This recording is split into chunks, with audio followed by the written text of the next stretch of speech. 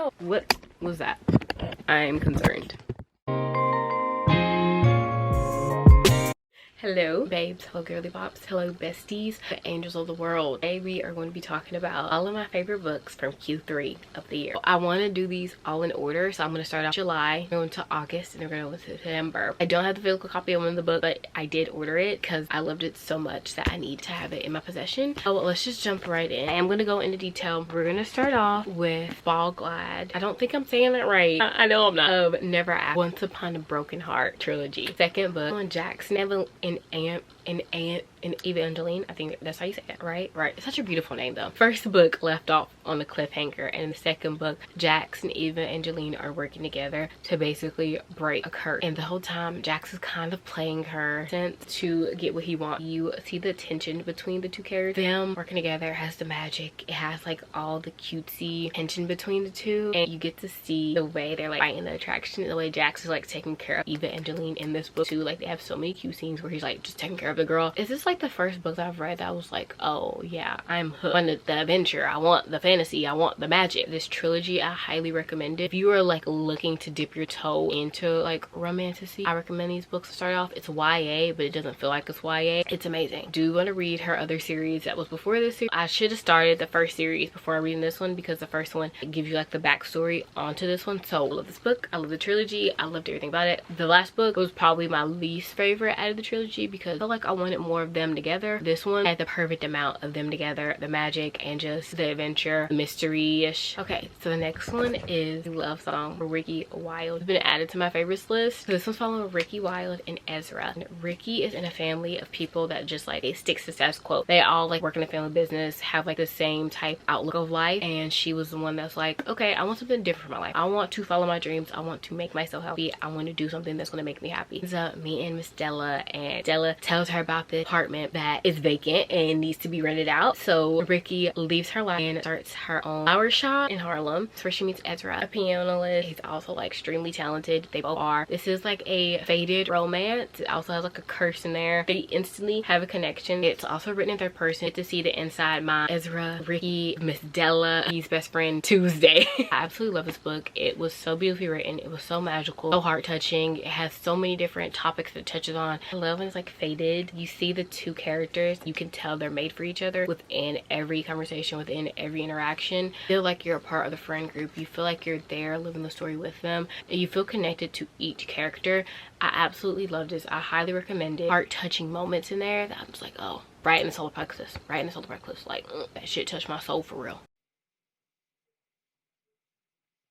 Okay, anyway, this one is Love Redesigned. Okay, so this one is following Delilah and Julian. This is a childhood rivals. Basically, Delilah is going through a really hard time. She went through a really public breakup. She's also having problems with her mental health as well. And I love when books touch on those topics. It's so important to see in books. Julian and Delilah have had this rivalry going on for years. They're in their 30s now. They end up working together on a house. She's an interior designer. He like owns a construction company. They spend a whole bunch of time together. Their families are also like really extremely close. Like both of their families are like family. They're very much so like beefing and not liking each other at the beginning of the book. Every single second of this book, I love those books where the man is like, I know that I want her and I'm going to do everything in my power to know that she knows that I want her. And Julian did do that. Like, you knew what you wanted and boy, you got it. Like, spectacular. Okay, the next one is You with the View. Absolutely adore this book. It's following another like childhood rivals, nemesis type vibe. It's following Noelle and Theo. Basically, they were competing for everything in high school. Noelle recently just moved back home because she lost her job. She's like going through changes. She's also going through grief because she lost her grandmother. So, and her grandmother was like her best friend. She was just trying to get her life together and like figure out what she wanted out of everything of the sort. And I feel like, especially like if you're in your 20s and you're trying to figure out your life, this book is very relatable. And Noelle, basically, she's really into photography. She posted a TikTok, and the TikTok went viral because she found these letters from her grandmother and her grandmother's old love, and she wants to figure out who the man is because it's not her grandfather. So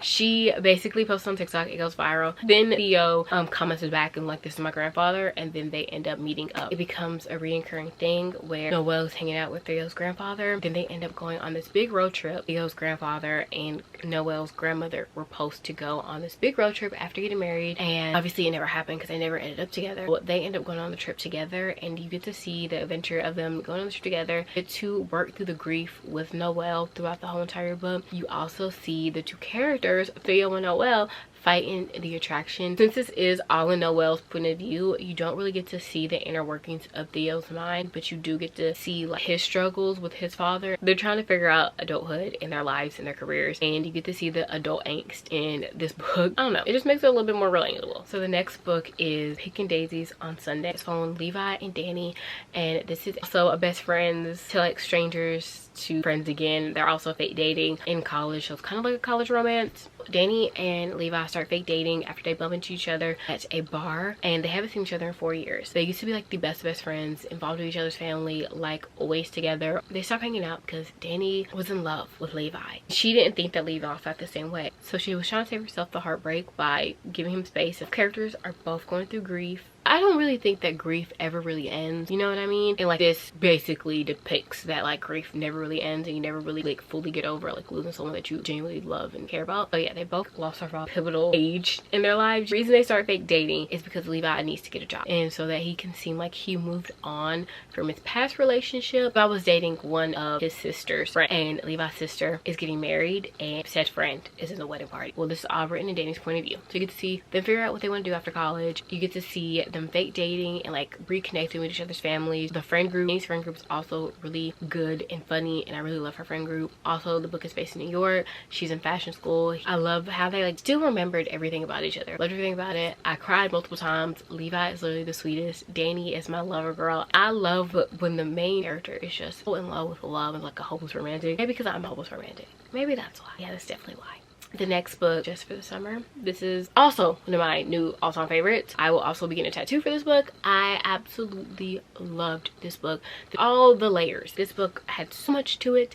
It was for those books that you read and like you get life lessons out of it without really realizing that you're getting life lessons out of it, and you just feel really connected to both of the characters. You feel for both the characters, you love both the characters, and you just want them to have their happy ending.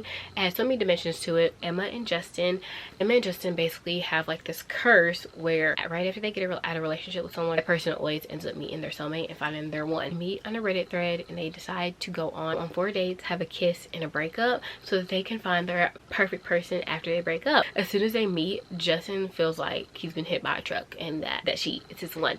As soon as they started talking to each other and communicating with each other, they had that instant connection where it was just like pure friendship, you know? And I just love when like it starts off like that, right? The more you read the book, the more you realize like how complex characters are and how they both are going through things that touches your soul. Emma has like a very absentee, terrible mother, so Josh is going through like a big adjustment to his life. He has to take custody of his 3 siblings. Emma comes to Minnesota, have the 4 dates, a breakup and a kiss, and her best friend Maddie comes along. I absolutely love her best friend slash sister Maddie. Like, I love their relationship so much, and I feel like everyone needs a Maddie in their life, and everyone needs an Emma in their life. Everyone needs a Justin in their life as well.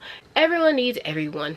And then her mom shows up. Her mom basically hate that woman. My heart chest. If her mom has one hater, it's me. I love the character development in this book. Both characters in a dual POV, so you get to see the way Emma's feeling, the way Justin's feeling. You get to see her anxious attachment style and like the why she is the way she is, and she's like always moving and always on the go. And if you are really that just loves acts of service, Justin, he's your guy. I can't say how much this book means to me, because it truly is one of the best books I've ever read. We're not crying. Okay.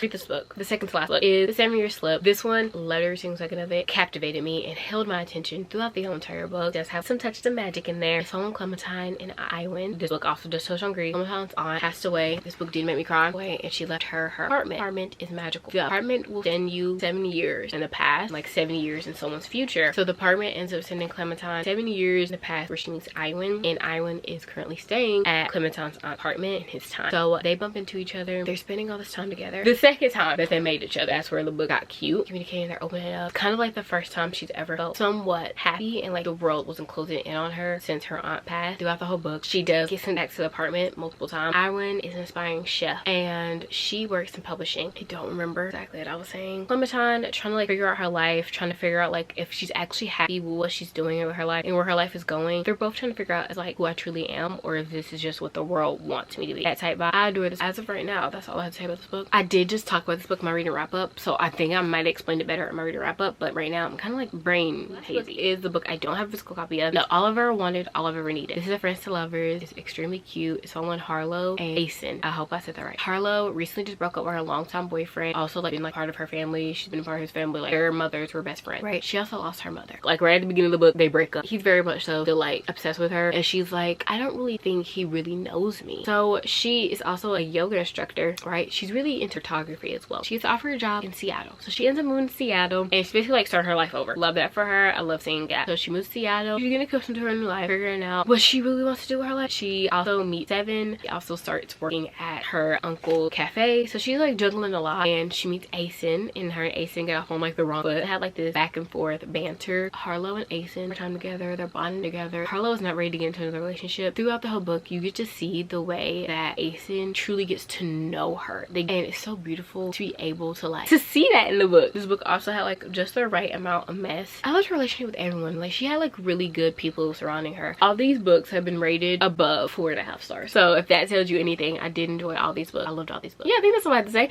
I hope you guys enjoyed this video. If you did enjoy this video, don't forget to like, comment, subscribe, and I'll see you guys next week in my next video. Also, comment down below what other book videos you want to see from me, what other like content videos you want to see from me. Have a wonderful day. Bye.